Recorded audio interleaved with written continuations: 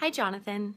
Thanks for reaching out to me in regards to the new company that you're starting. I think it's really cool that you're in high school and already have that entrepreneurial spirit. It's going to go really far in life. So, to answer your question about trying to figure out how much you can spend on your study boxes, I'm going to make this little video and use pen and paper to kind of show you what you'll need to be looking at when you're making these decisions for your business. Okay, so you shared with me that you're going to be making study survival kits for other students who are about to be preparing for a big test. I think this is a great idea, and I would totally buy one myself if I was studying for a test. So your question was, how much should you charge? But how much you should charge is going to vary greatly, and there's a number of things that can affect how much you should charge in order to be able to make money off of this and not end up losing money. So you need to look at all of your costs that go into making this good. And there's a whole bunch of different ways that you can go about tracking your costs, but for your specific needs, I'm going to suggest activity-based costing. A lot of the times when you're looking at accounting and whatnot, you'll see it written as just ABC for short.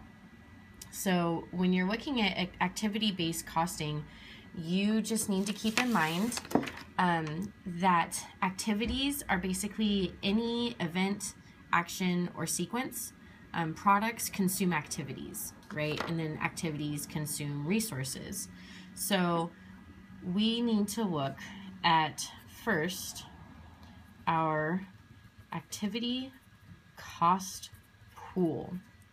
Now that's not a very clear description of what we're going to be looking at. Basically, your activity cost pool, you're going to put anything that could cost you money into groups.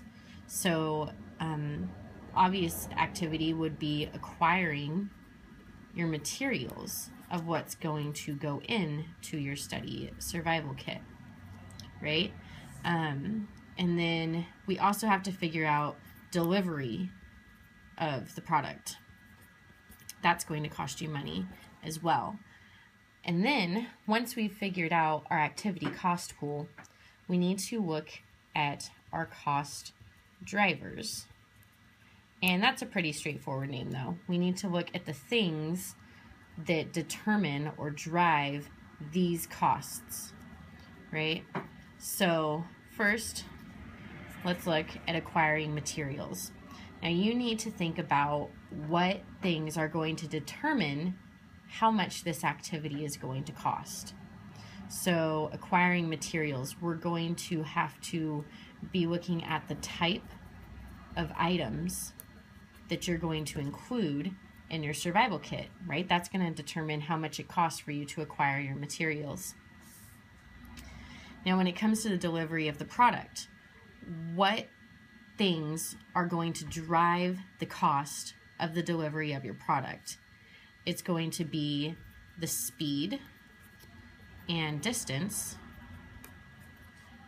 of your shipping to the customer, right? Because that's going to determine the cost of the delivery of your product. So that's essentially it. Let's go ahead and just look at some examples of what these costs would be. Sorry, my video cut off. So I went ahead and listed some costs that I came up with. We're looking at candy, some caffeinated tea, pens and pencils, maybe some blank CDs to record some chill study music on. And I just made up some costs. Let's say candy, 50 cents, tea, 25 cents, pens, 50 cents, CDs, 25 cents. So this would mean that this particular cost driver is going to be $1.50 for this type of study survival kit. So that in turn is your activity cost pool of acquiring materials that goes into your cost of your study survival kits. So it kind of is like a flow.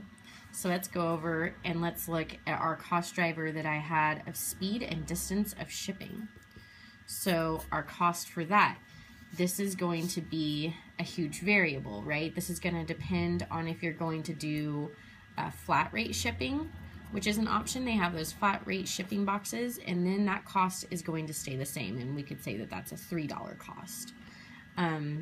Otherwise, how far are you willing to ship? Because that will affect how much it costs to ship your items. And the speed of the shipping. Are you going to offer overnight shipping? Will you charge extra for that? So this is going to be an area where you're going to have to make some decisions as well. But once you decide all of these things and you get a total cost, let's say you go with flat rate shipping and it costs you $3, then your $3 shipping is your driver for your activity cost pool of delivering your product, which goes back up into your study survival kit costs. So then we've got $1.50, $3. Your total cost then is $4.50. Now you could charge, let's say, $10 per box, and then that's just some simple math that your profit, or what you're going to make after all of your costs, is going to be $5.50 per box. So that's not bad, more than 50% profit, quite impressive. So I hope that that answers your question on figuring out how to determine the cost that you should charge of each study survival kit. Thanks again for choosing us and for asking for help.